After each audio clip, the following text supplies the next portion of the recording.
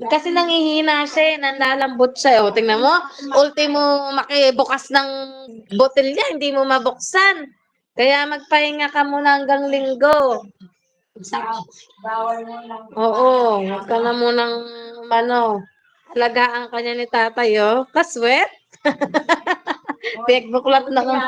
Lagi nakakatawag yung mga anak ko. Laging Oo, laging busy, oh. Oh.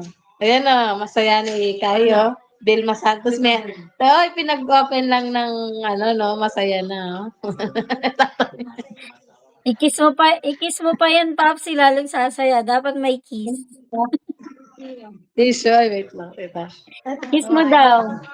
Kiss mo daw, Papsi. Lalong sasaya. Para malakas na siya. Baka Papsi, baka pag kinis mo, bumalik yung yung dating Carmen.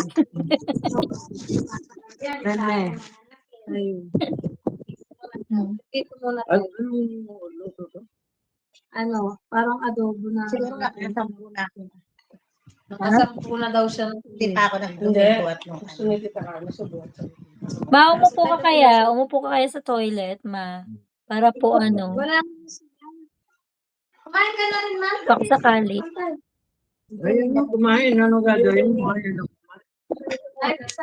Yung kumain kasi may tinapay, niloko. Puro tinapay, dami pa rin tinapay. Pwede ba pag tumatanda ng ganyan, dapat walang ganong tinapay? Sabi nga ni Cesar Montano, 1 meal a day lang daw talaga ang mas maganda. Tingnan niyo si Cesar Montano. Kasasabi na Panginoon mo, ma ako na, ma. Ikaw na, ma. Masarap siya. Birthday ng spiritual mother ko ngayon. Ay, nagtatay daw siya. Tumira ng kape. Ayaw niya pa yung sugar-free. With stevia. Ayaw niya. Oh, with Gusto niya stevia. yung 3-in-1. Mas maganda yung ma, may stevia. Kaya ko lang lasa. Yun at least yun, iwas ka sa,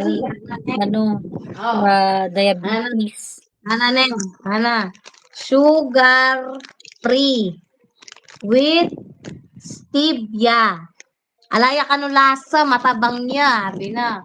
Ay masyado ya ka nung Pag nasanay ka, ma, para kasi ang taas ng diabetes mo, di ba? Tutulog siya. Tutulog sila, pati pizza namin yung sarap. May ba kayo dyan? Yung pangsukat ng sugar? Oo.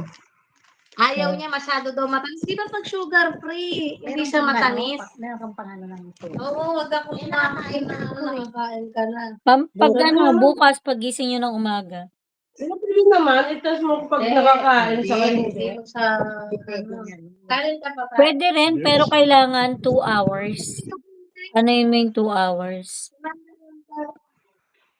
Papsi, kiss mo na yung bang tabalot na yun. Tapos iba pagkatapos kumain. Papsi, kiss mo na si Mamsi para bumalik sa dating Carmen.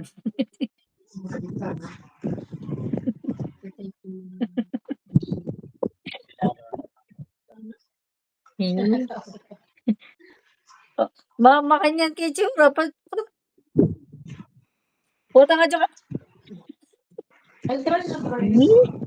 Ka naman, ma? Hindi mo naman Siguro, siguro. sabi ko, kumain na ilang araw, kanyang madaling araw, sa una, ilang beses akong balik ng balik.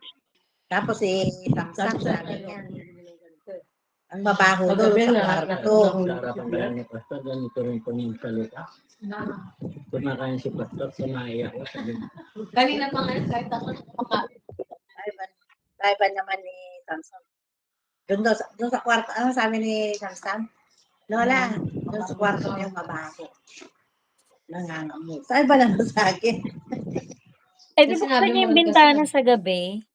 Buksan niyo yung bintana sa gabi. Pastor, Kanina din, dahil siya nakapakain. Ito?